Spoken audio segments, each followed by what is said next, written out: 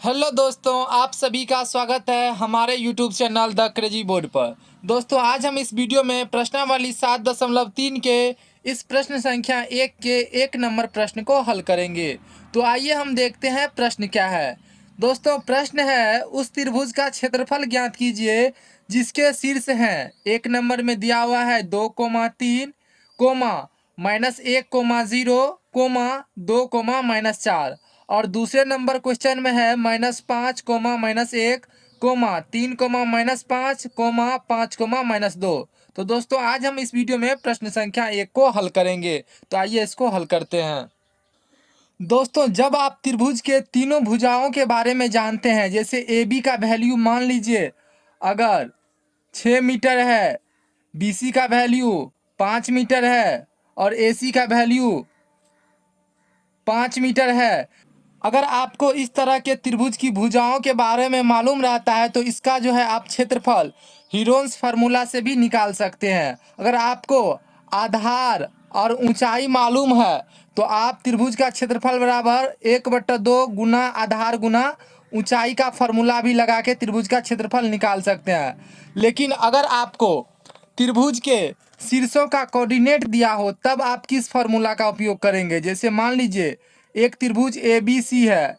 ए बिंदु का आपको कोऑर्डिनेट दिया है x1 y1, बी बिंदु का कोऑर्डिनेट दिया हुआ है x2 y2 और सी बिंदु का आपको कोऑर्डिनेट दिया हुआ है x3, y3।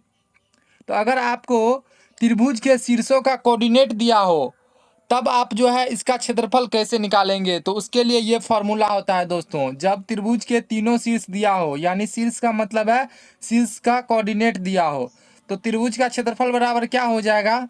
तो ये हो जाएगा 1/2 गुना x1 into y2 minus y3 plus x2 into y3 minus y1 plus x3 into y1 minus y2।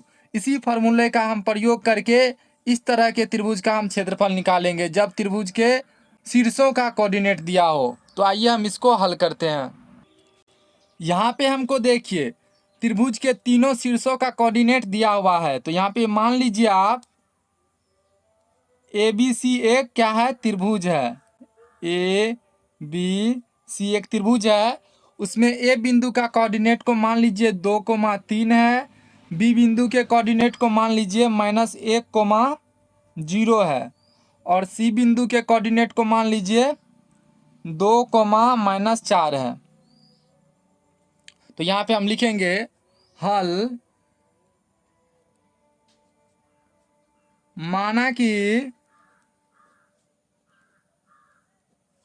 त्रिभुज ए बी सी के शीर्ष क्रमशः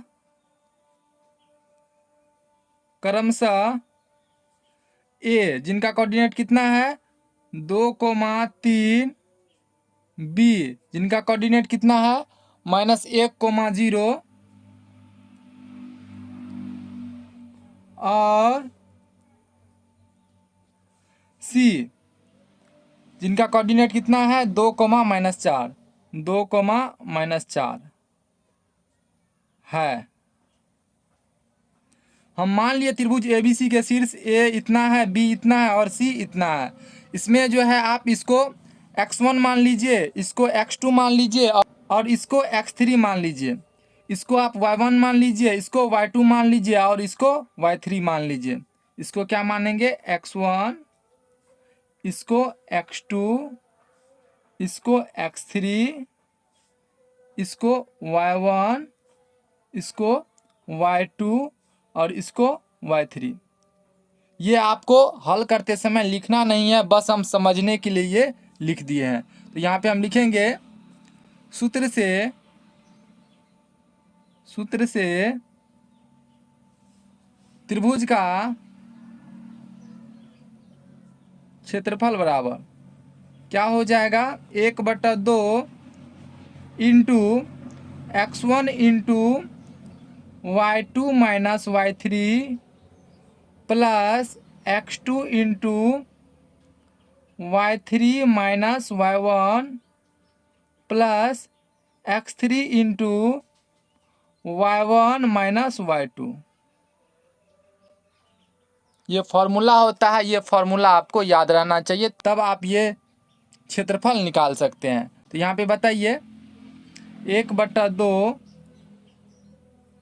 इंटू x1 क्या हो जाएगा, तो x1 हो जाएगा 2, ये हो गया x1, तो x1 को हम लेंगे 2 इंटू y2 कितना हो जाएगा, तो y2 हो जाएगा 0 माइनस, और y3 कितना हो जाएगा, तो y3 हो जाएगा -4। तो यहाँ पे हम लिखेंगे -4 प्लस x2 कितना हो जाएगा दोस्तों, तो x2 कितना है -1, तो यहाँ पे हम लिखेंगे -1 इंटू y3 कितना है, तो y3 है -4 माइनस y1 कितना है, तो y1 है 3, और यहाँ पे हम लिखेंगे प्लस x3 कितना है, तो x3 है 2 इंटू y1 कितना है, तो y1 है 3 माइनस y2 कितना है, तो y2 है 0, तो यहाँ पे दे देंगे 3 - 0। तो दोस्तों ये हम फॉर्मूला से लिख लिए।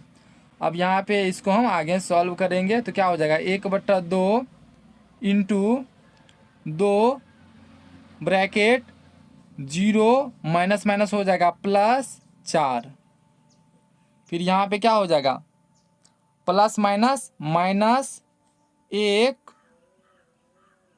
उसके बाद -4 और -3, ये दोनों का साइन सेम है तो क्या हो जाएगा जुड़ जाएगा। तो यहाँ पे हम लिखेंगे गुना, क्योंकि ब्रैकेट का मतलब क्या होता है गुना, और क्या हो जाएगा -4 -3, तो ये हो जाएगा -7 प्लस 2 गुना 3 में से 0 हो जाएगा तो क्या हो जाएगा 3। तो यहाँ पे हम लिखेंगे 1/2 2 गुना 0 और 4 को जोड़ेंगे तो क्या हो जाएगा 4 माइनस माइनस प्लस 1 को 7 से गुना करेंगे तो 7 प्लस 2 तिया 6, यानी 2 3 जा 6, क्या हो जाएगा 1/2 इंटू 2 4 जा 8 प्लस 7 प्लस 6। अब आप जो है इन तीनों को जोड़िए, कितना हो जाएगा 8 7 15 6 21, तो यानी 1/2 गुना 21, तो क्या हो जाएगा 1 को 21 से हम गुना करेंगे तो क्या हो जाएगा 21/2 वर्ग मात्रक, क्योंकि ये क्षेत्रफल है तो क्षेत्रफल में क्या लगता है वर्ग, तो इसमें लिखेंगे वर्ग मात्रक आंसर। तो दोस्तों इसका यही आंसर हो जाएगा। आप इसी तरह से जो है इस क्वेश्चन नंबर 2 को हल करने का प्रयास कीजिएगा। इसमें जो है -5 को x1 मान लीजिएगा, 3 को x2 और जो है 5 को फिर x3, और इसको y1, इसको y2 और इसको y3, इसको मान करके और त्रिभुज के क्षेत्रफल वाला ये फॉर्मूला लगाइएगा और इसी से जो है वो भी निकल जाएगा इसी तरह से। तो उसको आप सॉल्व करने का प्रयास कीजिएगा, अगर नहीं हो तो अब जो है आप नेक्स्ट वीडियो में उसका हल देख लीजिएगा। तो हम मिलते हैं अगले वीडियो में। तो आपको ये वीडियो कैसा लगा कमेंट में हमको ज़रूर बताइएगा। अगर आप हमारे यूट्यूब चैनल पर पहली बार आए हैं तो चैनल को सब्सक्राइब और वीडियो को लाइक भी ज़रूर कर लीजिएगा। Thank you for watching this video. जय हिंद दोस्तों।